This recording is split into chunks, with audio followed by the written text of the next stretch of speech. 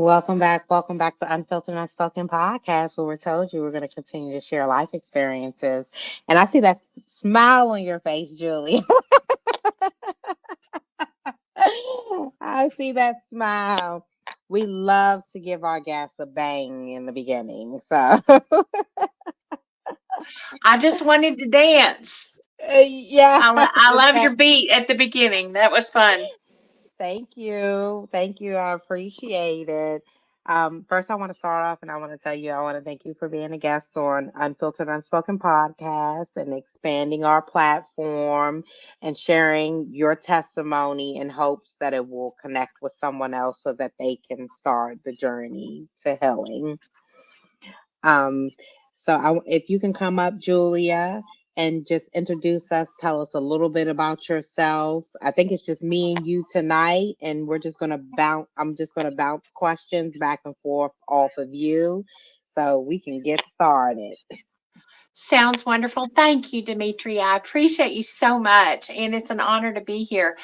I'm Julie Jones. I'm from Texas. We build them bigger and better in Texas. I'm a big girl on purpose for a purpose. I'm finding that I'm 6 feet 1 inches tall, and I have size 13 feet. So I'm a big girl on purpose for a purpose, and I just love having the opportunity just to speak about what God has brought me through and having a front row seat to seeing how he delivers others. It's just such a joy. And to know that he uses everything that we walk through is just such a blessing.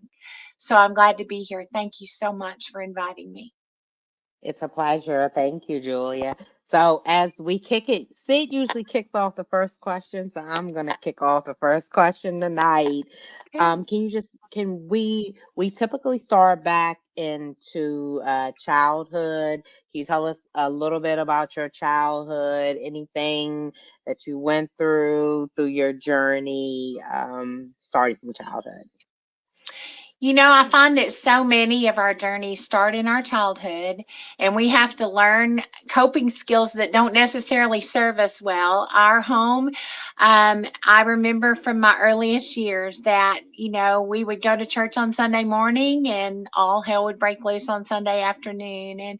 And there was violence in our home. There was, some days I would go to school and I would be bloody. Some days I would just, um, you know, I would go hide. I would go hide in the closet. And I was the oldest of three children. And so I would not only feel like that I had to be responsible not only for myself, but I was also responsible for my younger siblings. And unfortunately, you only know how to give out what you've received. And so I will say that many times our lives looked very different, even though the three of us were raised in the same home. I would try and protect them, and I would go in and we would turn the radio or turn the little record player up as loud as we could turn it up so that they couldn't hear all of the glasses breaking and dishes breaking in the background. And we would go to bed at night and we would just kind of cover our head and just pretend like we were asleep and just we many nights went to bed with dishes breaking in the background and a lot of yelling and screaming and that type of thing. And but I will say this, that because my brother's story, my sister's story, and my story are all very different because I was the oldest, and so much of the time we give out what we get. And so I will say that many times I was responsible for, not treating them in a manner that I would have liked to have treated them. Maybe sometimes I was a bully to them because that's all I knew. And in my trying to protect them, sometimes I was also the abuser and the bully to them, and that hurts my heart now that I'm older. And that's what I like to hear is accountability. And a lot of times we pull from that and we blame and we blame and we blame, but just a bigger picture of what goes on in the household affects us, and then it affects what we can do to the next person. And a lot of people don't realize it is that the victim it can potentially become the abuser. So Absolutely. I'm definitely glad you pulled that piece out. So I wanted to go back. You mentioned that church on Sunday morning, drama in the afternoon. Can we go a little bit deeper into that? We can. I came from a Christian background. I had a little grandmother that drugged me to every Bible school in the city of Lubbock, Texas, as a child. She prayed for me many, many times, but we literally we would. We had a volatile household, and my dad, bless his heart, he came from a background where he was the oldest of seven children, and he had an accident and he accidentally ran over his brother.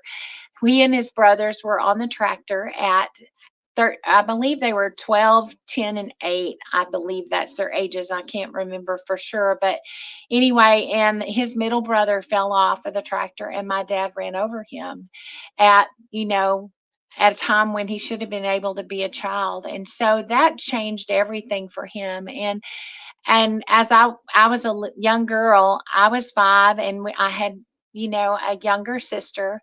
And my dad, when I was 2 and my sister was 3 weeks old, my dad lost his father as well. And so he became not only the provider for our family, he also had to be the provider for his mother and all of his younger siblings and take care of them. And he would work 3 jobs, and he worked really, really hard. And that was a lot of responsibility on anyone. And so sometimes he would just be spent and he would be angry. And then sometimes my mom, she would just have a challenge with the fact of the matter that he was having to take care of all of them, and she didn't feel like he was being able to take care of what he needed to take care of at home. And so it created a dynamic in our household that, the fussing would start, and then the beatings would start, and the dishes would start flying. And me being the oldest, sometimes I would go in there and go, please stop, and then I would be the target. And hurt people, unfortunately. And we can only do the best that we can. And sometimes when our plate gets full, we all respond in ways that are unhealthy. We respond in ways that hurt other people. And I will say that the daddy of my youth was very different than the daddy of my older years after I started having children myself. And I had to resolve the fact of the matter that the daddy of my youth, who was angry and who, you know, broke my mother's arm at one point, and who, sometimes would lose his temper with me and not realize how much he hurt me, was the very same man who was an amazing grandfather and loved my children well. And, I want to really own the fact of the matter is that um, there are bad things that happen to us, but there are also things that we gain from those relationships. Well, my daddy was a hard worker. Everybody loved him. He was a funny man. And I loved my dad. And so, I don't want to paint a picture of he was this great, great, big, horrible, awful villain. And because he wasn't, he was a good man, and he was a godly man, and he chased hard after God. But he also had a side that when he would just flip, that he just would be uncontrollable, and he would go into a rage, and he wouldn't know, he wouldn't really realize what he was doing. I believe that with all of my heart. And as I prayed about it, God gave me a beautiful picture one day when I had been in a situation where I had been beaten, and I was beaten bloody. And I was in a situation and I was praying. I'm like, God, that was a horrible thing. And if you loved me, how could you allow that to happen to me? And he showed me a picture of me laying over the bed, and my daddy was beating me. And he showed me a picture of a Julie-sized Jesus laying on top of me, taking the brunt of that beating for me. And he showed me a picture of the fact of the matter that had that Julie-sized Jesus not laid on top of me, that beating would have been so much worse, and I probably wouldn't have survived that beating. And he showed me a picture of my dad, and the fact of the matter that Jesus took most of my beating, and Jesus loved me enough that he was willing to take that beating. But he also loved my daddy enough to know that if anything happened to my daddy's baby girl, my daddy wouldn't have been okay. And so that changed the reality of how hard that was and how difficult that was. That changed everything. And when Jesus steps into our picture, everything changes. And so that's what Jesus did for me. And that's what Jesus did for my dad. And I'm so thankful for that picture. And I still get teary about it now because that picture absolutely changed my life. Excuse me. We'll just be real and raw today. And that's what we want, is we want you to be real and raw. Sid, thank you for thank you. City Sid's here. So Julia said, Hello, sorry. beautiful lady. Hello. Nice to meet you. Nice to Sid, meet you. I said, did you get a little glimpse of what's next? It's a lot, so this is going to be okay. A little. I'm not Yeah. sure exactly what story you were telling, or what memory you were going through, particularly at that moment. Um, but to kind of jump in, um, what kind of things do you feel like, I guess, that you maybe considered, when your dad, if and when your dad was a bad person, um, versus looking at it as an adult? What kind of things can you give examples that you mirrored, as a child, that you may not have taken, uh, you know, lightly or rightfully, versus as learning as an adult, where you understood some of his actions? What kind of examples can you give? Absolutely. I have learned in all of my ministry training, because I have worked with a freedom ministry for 20 plus years trying to heal myself, because I thought there was something very, very wrong with me. I thought I was really flawed. I thought that I earned that, if I was better, if I did better, if I acted better, if I'd have done more, if I'd have loved harder, that those things wouldn't have happened to me. And I just realized, that at 5 years old, we're great receivers, but we're terrible interpreters. We don't have the ability to have the mindset to interpret really and truly what is happening to us in that moment. And I just, as I walked through the healing journey that I've gone on, it just taught me the fact of the matter that, I didn't hate my dad. I didn't hate my mom for the abuse that I experienced. I hated me. I turned it inward on myself, and I felt like I became an overachiever. I worked harder. I tried to do more. And we hid it for forever. I mean, I've only shared my story in the last couple of years. It took me over 50 years to really be able to wrap my mind around the fact of the matter that what happened to me, that I didn't deserve it, and that it was truly abuse. And I was sitting in a counselor's office, and I would tell them the story, and they're going, "There's more to that story." And I'd just go, "No, no, no, it was my fault. I deserved it." And so as a young child, I put that on, and I became a perfectionist, and I became very driven, and I wanted to do right, and I wanted to do better, and I didn't want to do things to get into trouble. And I also learned how to read a room real quick, because you knew when things were fixing to go awry, and so much of the time I would just go and hide. And so I became a hider when things got too hard. And sometimes I still revert back to that, and I have to be really cautious of that. But it caused a lifetime of anxiety, of fear. I was built for fear. And I've really had to work really hard with God's help to really work through it. It's not that false evidence that appears real. For me, it was very, very real. It was, now I've got to face everything and rise, and I've got to learn how to take what the enemy meant for evil, and to allow God to show me a new picture, and allow God to teach me something new about the situation as well as about myself. And the beauty of it is now I get to have a front row seat in my office with these ladies and these men that sit in my office, and they come in and they feel like they're broken, and they feel like that there's something bad wrong with them. And I get to just take their hand and walk them through a journey of, you're not broken.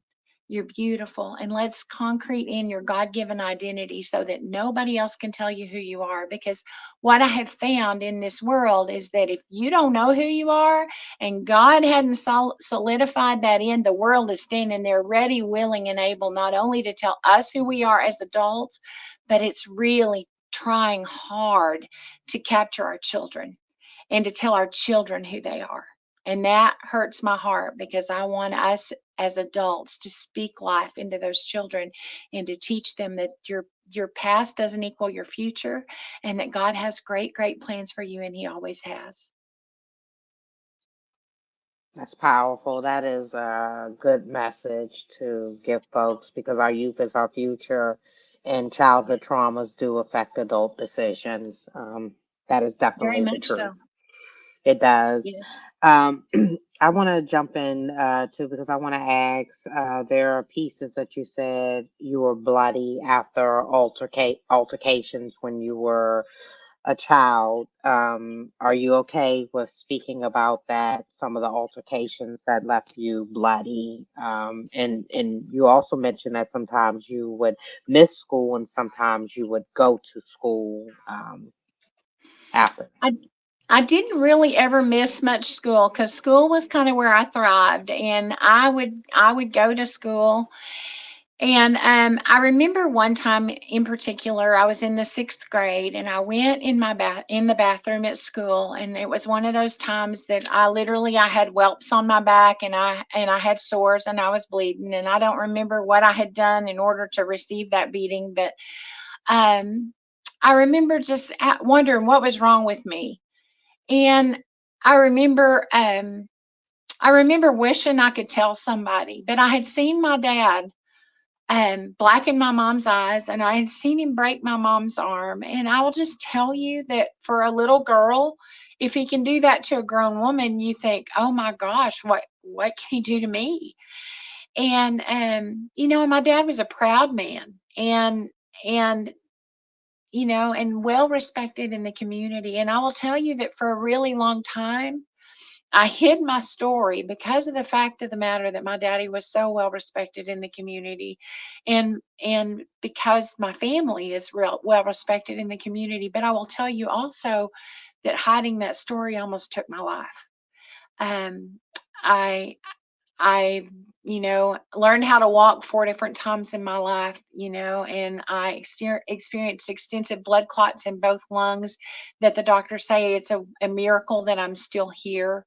I have a less than 5% chance of still being here. And so I learned at a very young age to stuff a lot of things and to hide my story and to um, just no, I didn't want to hurt anybody in my family. I wanted to honor my parents. And I finally had to learn that I needed to honor myself as well.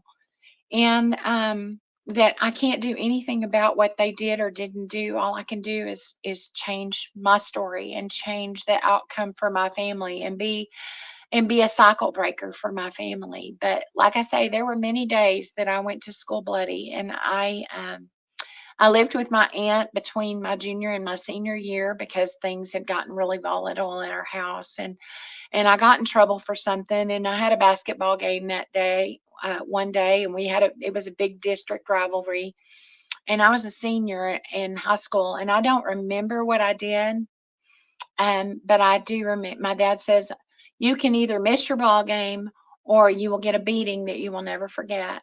And let me just tell you, I've never forgotten that beating. I literally, under my basketball uniform, I had whelps. I bled. I had sores. I didn't tell a soul.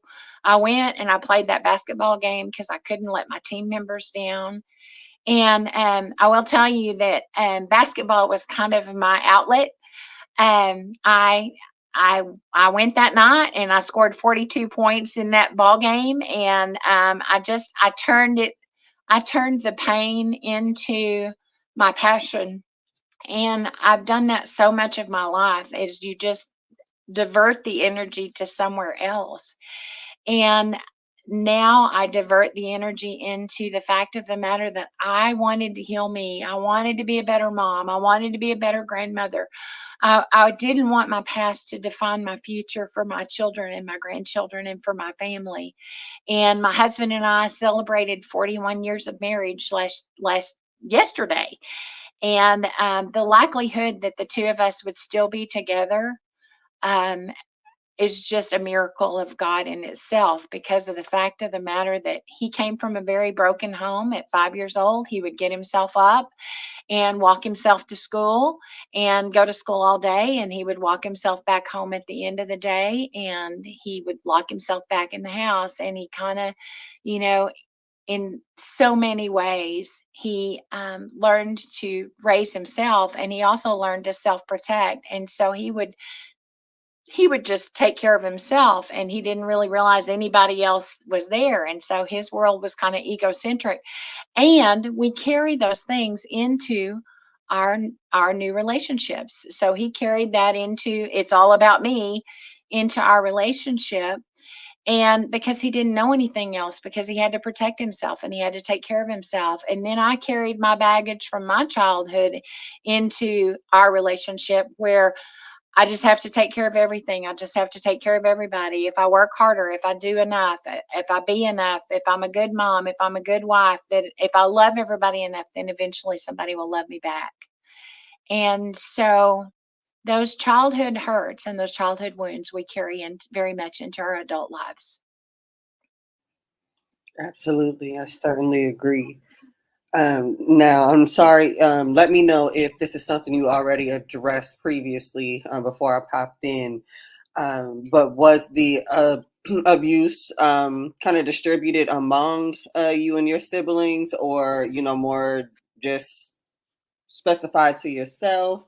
How was that structure like in the household? Unfortunately, the abuse pretty much there were times that my brother and my sister got spankings. But I will say, as far as the brunt of the abuse, it normally came in my direction. There was an expectation level as the oldest that I was supposed to be able to, do things right and take care of business. And I will tell you that trend continues today. I'm very much, and I hate to use the word scapegoat, but really and truly, I'm the one that everybody just wants to aim their anger at. And if they're frustrated, it's my fault. And now they're mad at me because I told my story. And I'm to a point that it's like, you know what? My story changes lives, and God told me to tell my story, and I prayed about it for a long time, and I wanted to do it in a way that honored my parents and honored my family and honored me. And I will just tell you that the fact that I've shared this story, it's saved 4 people's lives, and God said to do it. So my family is just going to have to get over being mad, and I hope and pray that someday they will. But in the meantime, if it's a difference between somebody knowing that they're not alone and knowing that they're not the only one that experienced that, and that's what it's about, then I'm going to have to lean there, and they're just going to have to be angry. And I pray that they get over it, because they feel like I've drug our family through the mud, and that was never my heart and never my intention. And because God's healed all of that, and He's a good God, and He's a good daddy, and He loves us too much to leave us the same.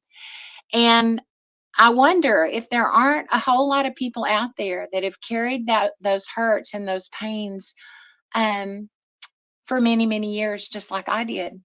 I kept hiding it, and I kept saying, oh no, that can't be what it is. And I kept trying to heal it through therapy and through coaching and through church. And it just about broke our marriage. It just about broke me. And because I was determined that it was not going to go on another generation, that those generational curses were going to turn into generational blessings for my children and for my family. And we have broken the cycle of divorce with my husband and I, and we have broken the cycle of abuse with my husband and I. And we were determined that we might have not been good husband and wives some days, but we were determined that we were going to be good parents, and that we were going to show up for our children, and that we were going to have things for them that we didn't have in our own lives. And, you know, and I don't want it to continue for another generation.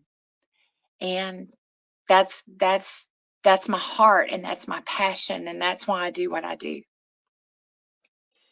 Love it. Before I ask my question, next question, I just want to ask this really quick. Did your dad ever apologize to you? Your dad and mom, did they ever apologize to you? No. My dad groomed the family with Julie always tells lies and Julie makes up stories. And it took me going into coaching and counseling myself to understand the reason he told everybody Julie always tells lies and Julie always makes up stories. It wasn't because he was a bad man, it was because of the fact of the matter that if I told my story, he didn't want to look bad. And, and I think we all don't want to look bad to someone else. We all want to protect that piece of ourselves when we make a mistake and when we do something that we're really not proud of. We want to protect it. And sometimes in our effort to protect it, we create a bigger wake and a bigger damage. I agree. Um, whew, um, I want to ask really quick because you mentioned that you used to protect your siblings, but also protecting them. You feel as though you bullied your siblings and partially had became abusive in certain situations. Can you talk to us a little bit about how you felt as though you bullied them and may have caused abuse? Okay. Um, I will say that probably like my dad would pin me to the floor and say calf rope. And I was just stubborn. I'm like, nope, I'm not saying calf rope. And they thought it was funny. And so I was kind of his little boy for a long time. And so when my brother and my sister didn't do something that I wanted them to do or that I liked them to do, I would kind of bully them into it. And I sometimes would just get so fed up with them and so tired of them that we would have clod fights because we lived in the country, and we would have clod fights. And sometimes I'd just be aggravated with them, and I'd had to carry the load, and I'd had to do the project, and my sister was always sick, and so I would, maybe throw clods at her and do things that I'm not proud of today. And sometimes, I would get in trouble because my brother would bite himself and then say Julie did it, trying to get me in trouble because he was upset about the fact of the matter that I bullied him into doing what I wanted him to do or doing my chores, or I'd go to the bathroom and read a book and my sister would have to clean the whole kitchen and that kind of thing. And sometimes, you would just get so fed up with them that you would hit them. And I'm a big girl, and my sister's a smaller person, and my brother's 6.5 years younger than I am. And so sometimes, when you're used to being hit to get you to comply, sometimes you become the one who hits in order to get them to comply and get them to do the chore and get them to do what they were supposed to do because you don't want to do it for them, but you know that if it doesn't get done that you're all going to be in trouble. And so sometimes I was very guilty of doing that. And so I mean, and now that I'm older and now that I understand what I did, it absolutely breaks my heart. And I think all families, if we're being honest, I think all families have some of that that goes on. um, and and that's just the nature of the beast when we live in broken homes. And I think if we're being honest, I think all families and all homes are dysfunctional in some way, shape, or form. And we all try to hide it. And it's in that hiding it that sometimes it just does so much more damage. Definitely. And I do recall earlier, you said that your family, in telling your story, felt that you are putting the family in a bad light. What was the actual, once you did tell your story, what was the actual reach? I guess who were they in fear of knowing? Was it just like a small town type of thing and everybody knew in the town? Like, what was it that made them so enraged about the story being out? I'm still in the middle of that. And I don't know the end of the story yet. But I will tell you that I have been unfriended. I will tell you that it has been far reaching, to the point of aunts and uncles and, how dare you say things about our family, even though they were true. People were more upset about the fact of the matter that I told what happened to me than they were about the fact that it actually happened. And and I'm still in the middle of living that journey out. And I don't know how it's going to play out, but God does. And I know that He has something for me to do, and I want to do that, and I want to finish well. And I also know that there are other things in our family that, there's so much more that I could have said that I didn't. Um, but I don't think it would be well served to do that at this point. Um, but we all have things in our closet and things that we're not proud of, and things that cause us shame. And I will tell you that I carried a lot of shame for a really long time. And it caused a lot of to my body as I tried to bury it. And I don't I don't know how it's going to end up. I really don't. But I will tell you, it took me over 50 years to feel like that I could share what happened to me. And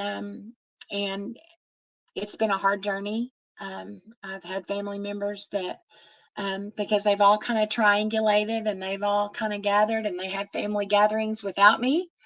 And they are all conspiring together, because how dare you? And the thing of it is number one, God said, and number two, I know for a fact that it's already saved 4 people's lives because they were actually planning their suicide. And I will tell you that there was a period in my life that depression and anxiety controlled my life. And I wanted to take my life. And I told God, if this is all there is, God, take me home. I don't want to be here anymore. And the thing of it is that you can get beaten down so hard and so far that, there's the only way you can come is up. And so right now I've got to focus on what God has for me to do. And I pray that they will heal, and I pray that we will be able to have an adult conversation at some point. But whether we do or whether we don't, God's going to have to determine that. And I'm going to have to walk in what God's called me to do and help the people that God has placed in my life. And God's been telling me that my family was an idol for me for a long time, and that I needed to put them down. And so I'm going to put them down. And I pray that if God wants to heal it, that He will. But if He doesn't, I have to be okay with that. And I have to just walk forward in what He has for me to do.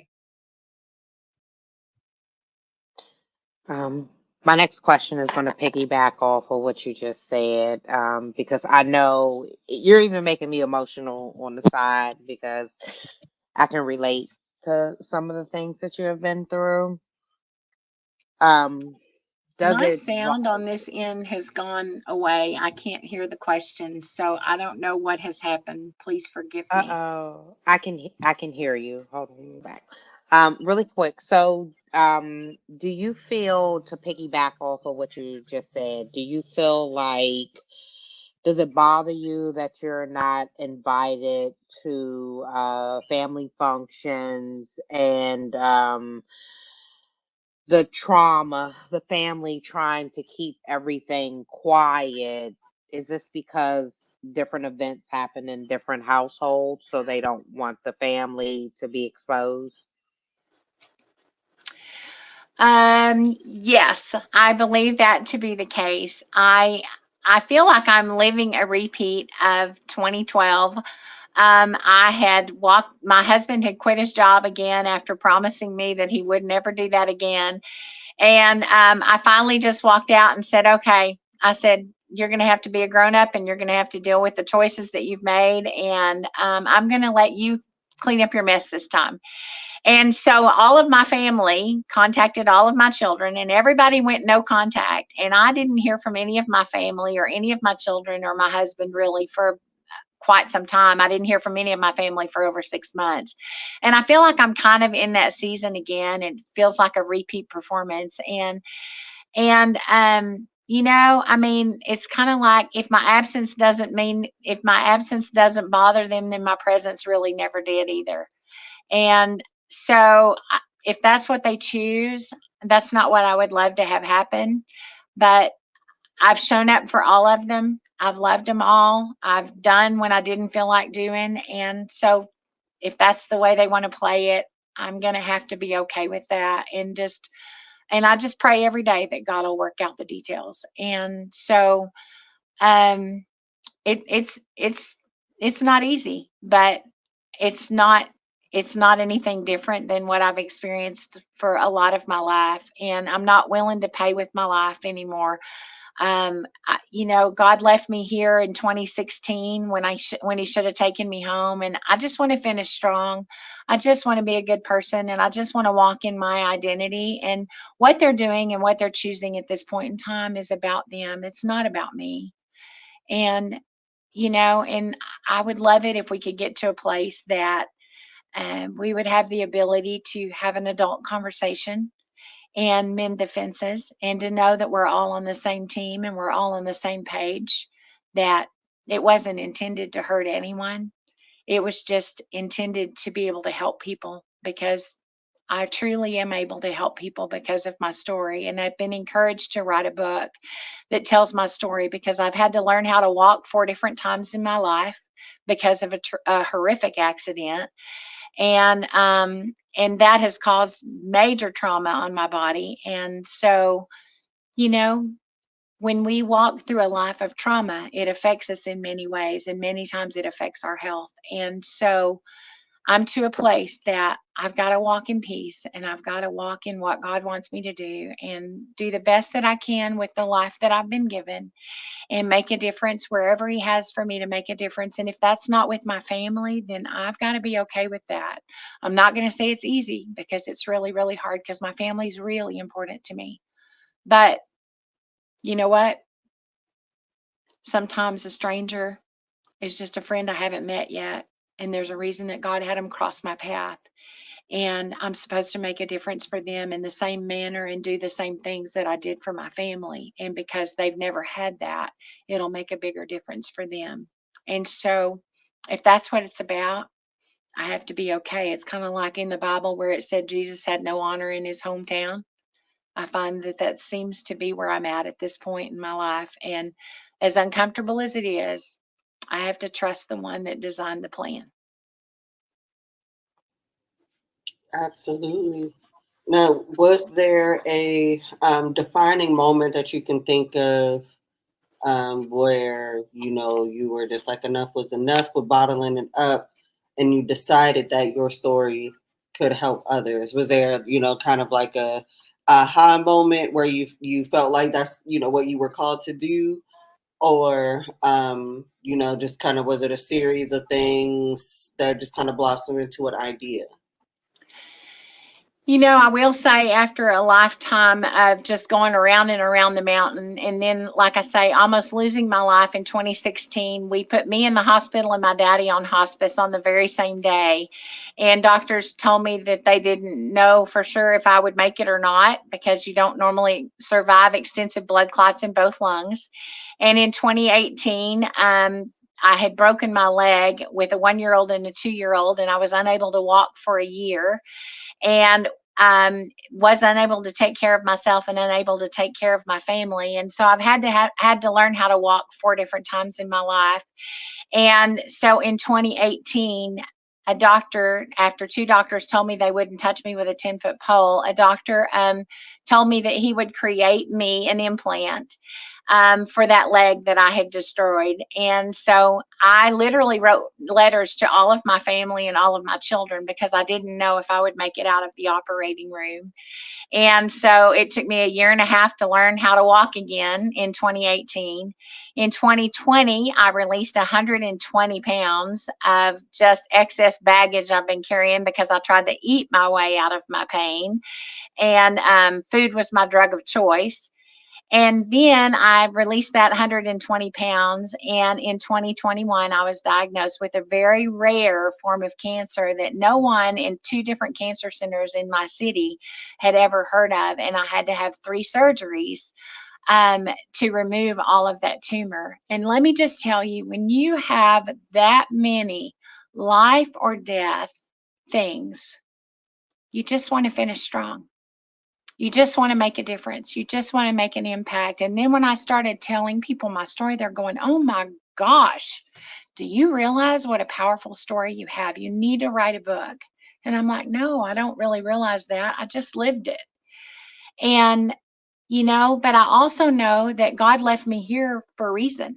And he left me here on purpose for a purpose. And I want to finish in that purpose. And if my story will make a difference for one person, for the kingdom, if it'll make a difference for one person to feel like they're not alone, and it'll make a difference for one person to walk out of their shame and abuse and trauma and regret and all of the things, if it just changes it for one person, that's worth it to me. Amen. Amen. Can you tell us, because you mentioned that you had a form of cancer with tumors in the lungs, can you tell us the name of that cancer and how it's caused? Because maybe someone may have that form of cancer and they don't know, anything about it because it is rare, Yeah. and the side effects of the cancer, and maybe some of the, if you went through chemo or to help heal the cancer. I had blood clots in my lungs that came from the leg trauma that I had. So those were completely different. Those were blood clots that almost took my life in 2016. I mean, I'm a walking, breathing miracle that I'm still here. So that is completely separate from the cancer. The cancer showed up after I had released 120 pounds, and it showed up in 2021, and it is called a dermatofibrosarcoma protuberans, and it is very aggressive, and there's a likelihood that it will return, and the doctors didn't know what to do with me. So my surgeon, who's removing that, and it's a type of a skin cancer, but it can also affect other parts of your body. And so the doctor that did the surgery and the cancer doctor are on cell phone with me in the room, just going, hey, what do we do with her? And so they were able to get all of that, but they didn't have the margins that they wanted after the 3rd surgery. They still didn't get enough of a margin, but my doctor told me he had gone as deep and as wide that he could. And then my doctor looks at it and goes, okay, I've had a meeting with my peers and they really want you to meet with the radiation oncologist. And I said, okay. And so I go, and he tells me I'm going to have to radiate up into all of your organs, and I'm going to have to radiate into the prosthetic leg that they built me, the implant that they built me. And I'm like, you know what? I said, I'm going to the dermatologist 4 times a year. We're watching everything. We're doing the blood work. And I said, the risk outweighs the benefits for me. And so at this point in time, they really kind of wanted to do radiation treatment. And I'm like, I'd rather watch it. I said, because the risks of that radiation with where you're going to have to radiate it are extreme for me. And I just want to have a quality of life. And so we've opted to watch, we've opted to do blood work and just keep in touch with my surgeon and with my oncologist. And that's where we stand at this point. But like I say, they'd never heard of it really in my area. And so what started out as a tumor the size of the end of my finger ended up, they took out a 5 by 7 by 2 inch piece out of my inner thigh area. And so they had a challenge getting me closed up, but they did a great job. So I'm just going to live life to the fullest. But I will say, I think that cancer diagnosis was really the switch that just said, you know what? I'm done hiding. I'm going to live big, and I'm going to live full. Is that 5 centimeters or 5 inches? 5 inches, like a 5 by 7 picture frame that's 2 inches deep is how much tissue they took out of my inner groin area and had to get me closed back up. So it was a very, very traumatic surgery. And he said, I had to flap you 3 times to get you closed. And I went, awesome. I appreciate you getting me closed. And then I went to the reconstructive surgeon, and he said, I expected to just see something that just looked like a horror movie. And he said, your surgeon did a phenomenal job. So I'm thankful for my Christian surgeon that prayed over me before I had surgery, and he did a fantastic job. And like I say, I had, in the process of all of this, I've worked in the freedom ministry for 20 years, trying to heal me, first of all, because I thought something was bad wrong with me. And I said, and then I'm like, okay, God, thank you very much. I appreciate you for helping me learn about myself and learn about others.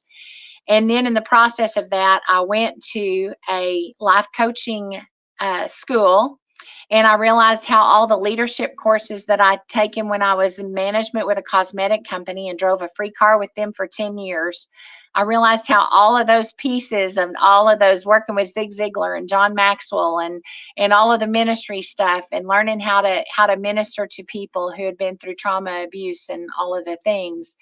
I was at that life coaching school was finally the glue that put all those pieces together.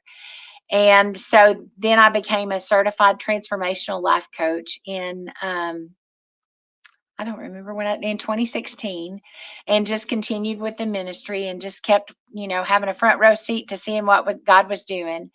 And I just took a leap of faith and opened an office a year ago, and was also ordained as a pastor, which I never saw coming. God doesn't call the equipped, he equips the called. And I feel like I'm a walking, breathing testimony to the fact of the matter that I didn't qualify for any of that, but God opened some amazing doors. And I just get to walk in that every day, and I get to love on people and help them understand, who they are in Christ, and help them walk in their journey. Absolutely. Now, was there ever, with everything that you've experienced, was there ever a time you can distinctly remember your faith wavering, at a certain, event, point, period, time, whatever? Was there any point where you just were like, what is it? I've devoted my life to it, to you. I can't win. What was that moment for you? That moment for me was in 2016, after I had been sent home with the extensive blood clots in both lungs, and I couldn't breathe. I'd always sung, and I couldn't even get enough air to sing. It was a very tumultuous time in my family.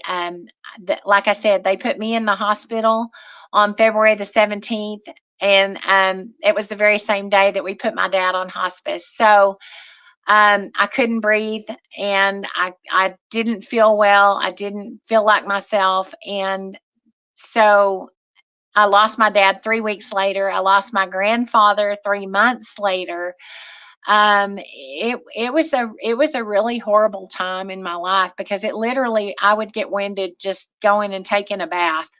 And you get a bath and you get ready and you feel like, okay, I've done everything I can do for the day. I can't do anything else. And so um it was a really difficult period of time for my family, because everybody was grieving the loss of my dad. And they were all just trying to do the best that they could do. And I'll never forget, I was laying in bed one day, and I'm like, God, just take me home. I don't want to be here anymore. But I didn't realize, too, that when you have a traumatic event that affects your heart or affects your lungs, that it is very, very normal to have a period of depression following that. And I fell into a very, very deep depression at that point. And then, like I said, my family had always been super important to me, and they were all just engrossed in their own lives, just surviving the death of my dad. And and and my husband didn't know what to do with me, because I've always been, fairly happy and fairly optimistic. And if I can't deal with something, I'll go dark for a little bit, and I'll deal with it. God and I'll take care of it, and I'll just come back with a vengeance. And that time I just didn't bounce back. And I really and truly, I'm like, I'm looking one day at the pills on the side of my bed because I was on heavy duty blood thinners, and they told me I'd be on them the rest of my life. And praise God, they were wrong. I'm no longer on those. But I looked at those blood thinners, and I knew I could take a few of those, and I would be done, and I would be gone, and that would be okay with me. But God goes, nope, baby girl, you can't do that. And I'm like, but I really want to, God. And He goes, nope, I'm not done with you yet. And so then in the fall of 2016 is when I went to life coaching school, and all of a sudden had the aha moment that I knew why God had left me here. I have a and I'm gonna piggyback because you spoke a little bit about going into depression, and my next question I actually wrote it down. I was gonna ask, what was your mental health going through, like all of this, just compacting, and even after 50 something years of not sharing but holding on and having to learn how to rewalk 4 times, and just everything. How was your mental health? How did you hold up through all of this? I've had seasons in my life, where it talks about in Ecclesiastes 3, to everything there is a season. And I've had a lot of seasons in my life. And I walked through one of those seasons, when I broke my leg and I went from being an athlete to not being able to care for myself, not being able to care for my children, not being able to drive for over a year, and in a wheelchair, and trying to just learn how to walk again. That was a really dark season. And my family, they would put everything I needed around me, and then they would all go off to work, and I would just be there by myself on after I got through with my therapy 3 days a week, and not being able to be independent. And we had to move in with my mom and my dad. And my mom and dad's relationship was always very volatile. They filed for divorce several times, but through the grace of God, they ended up staying together and being married for 52 years. But um, that season was a really, really awful season for me as well, because I literally just tried to eat myself through my pain, and I gained right at 100 pounds in that season. And about just a few months into that, my dad and my mom, they'd always been really volatile. And my dad and my brother moved out, and it was all my fault. Because if I hadn't been so damn stubborn, to hear it say what my daddy said to me, if you weren't so damn stubborn, so people would be willing to help you. And I'm like, maybe not. But anyway, and so my dad and my brother left, and we were at my mom's and dad's home and with my mom, and that all kind of got laid in my doorstep. And so that was a really dark season for me, trying to learn how to walk again, not being able to take care of my family, not being able to take care of myself. But I didn't really know, honestly. Um, I was diagnosed with postpartum depression with my youngest son. I'd never understood what depression was. We were proud people, and you didn't get help with anything. And so um, that that kind of started, and that was in 1993. And so the depression started back in 1987 when I had the accident with a 1 year old and a 2 year old, but I didn't know that that's what it was. I didn't have a label to put on it. And then when I had my youngest son, I was diagnosed with postpartum depression, and at 4 weeks, I almost lost my 6 year old. He had a ruptured appendix, and gangrene had set in. And I found myself reeling. And thankfully, I had an amazing pastor who just kind of walked through that with me, and medication helped me through that and helped bridge the gap. And then, like I say again, then in 2016, I had another bout. So this has been one of those things that, you don't get to have a one and done a lot of the time. Sometimes you will just have seasons of it that you have to get through. And I'm firm in my faith, and I'm firm in the fact that God loves me, and I'm firm in the fact of the matter that He helps me every single day. But I also know that sometimes we have a chemical imbalance that medication can help us with. And so I want people to understand that there's no stigma in the Christian in the Christian world, like sometimes you'll see that people think, oh, I'm a Christian. I can't, medication is wrong.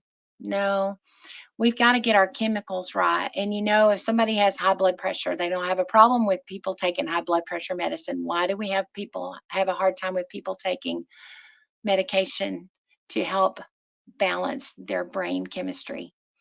I want people to understand that if you need help, ask for help. You're not alone, and find somebody that'll help you through that. Demetria, did you want to go ahead into the swap? Yes, we are almost at time, so we like to ask if you can give advice or ways that helped you along your healing journey to get where you are now, to overcome or to still go the healing piece with the things that you have been through. Okay. I will tell you, life coaching for me was a huge piece of learning how to figure out the planks to get from where I was to where I wanted to go, and doing that in a way of faith. Also, inner healing sessions with a just a heart healer, um, and in ministry session was powerful for me. Um, and that's how I help the people that walk into my office at this point. I walk them through inner healing if they need to do that, and we deal with their past so they can walk into their future. And so that's what makes me different than a lot of life coaches, is with the ministry background that I have. We'll do the ministry to deal with their past so that we can walk into the life coaching for them to deal with their future. And I will say that God's given me some really amazing tools to walk out of my own journey. And those are the things that I have been able to create a toolbox to give to people and help them to heal their soul so that their mind, their will, and their emotions are all in right order. And then just to walk into the beauty of who God designed them and created them to be. Because what I have learned is that if people understand who God made them to be and all the things that the Bible says about them, and then the very special pieces that He just gave individually to each one of us that He didn't give to anybody else, as unique as our thumbprint is, that's how unique we are to the world. And I want people to walk into that identity and to stand in that identity and to know that it's unique and it's on purpose and that God has a plan in it and He wants to use you to accomplish His plan. Wonderful words to live by. So now we have reached the point of our segment that we call Shameless Plug. You see your information scrolling across the bottom here. You can let our viewers know how they can contact you, how they can utilize your services. If you have any projects or topics you want to bring awareness to, any merch for sale, anything that you would like our viewers to know, you have the floor. Well, I started New You Life Coaching just to help people walk out of their trauma into their beauty of who they're designed and created to be. And you can reach out to me. There's a spot just to connect with me on my website. Go in there and add your email to it, and I will send you a free gift just for reaching out. And I will tell you that it is something that we all need, because it is life scriptures to speak over yourself every day, because there's life and death in the power of the tongue. And so I want to send you these scriptures so that you can speak life over yourself every day and change the trajectory of your life. And just feel free to email me if you have questions. I would love to just have a one-on-one session. And I'm in the process of building a I'm building a summit at this point just to walk people through it and to create a community. And I will have a beautiful retreat where people can come and reconnect with their soul and leave with a book that just reminds them who they are and reminds them about what's important about them. So keep in touch. I would love to just have a part in your journey. Thank you so much. Before we go, we are at time. I want to ask something really, really quick. because we have to go. I just want to know for your mother, how did she make it through the abuse?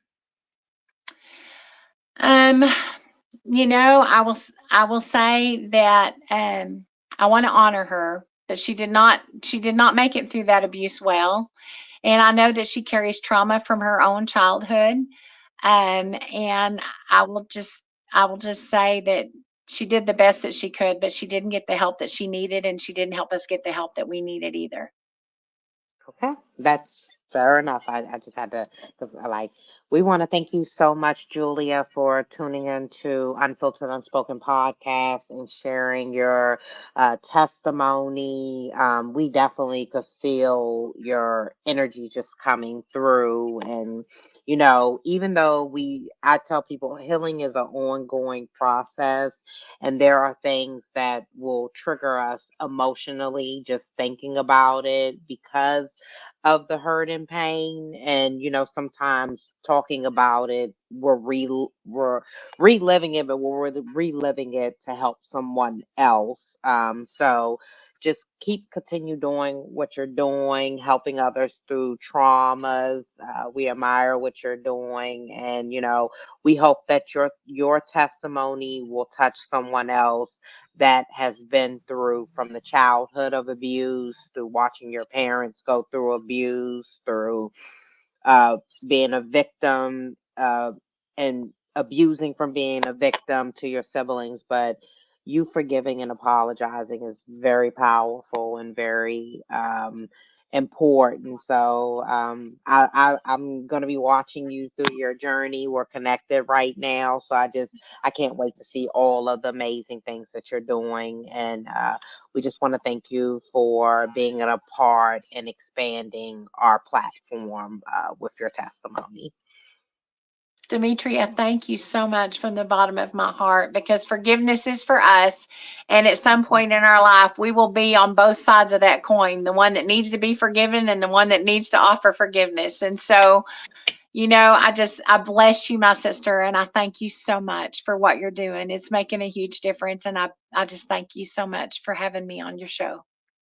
My pleasure. And, with the support of Sid and her dedication to just expanding this, as well as her, I always give her flowers as well too, because this is a lot for both of us, because we have to, and we go through the testimony. So, just prayer over all of us that are doing this work and giving back to communities with the level of work that we're doing, because it's not easy, and that's what people don't understand, but it's just such a blessing behind it, and just such a gift from God, the reward of just helping so many. So, Oh, thank you, yes. Sid. It's so nice to meet you. I bless you, my sister. Thank you for And coming. We I'll be enjoyed My praying you. pleasure. for you both, We that God will just have appreciate his way. we appreciate that. All prayers are welcome. That's the best gift one can receive. Yeah. So we want to thank everyone for tuning in to Unfiltered Unspoken Podcast, where we're going to continue to share life experiences. Ain't that right, Sid? That's right. You know it. Thank you for tuning in.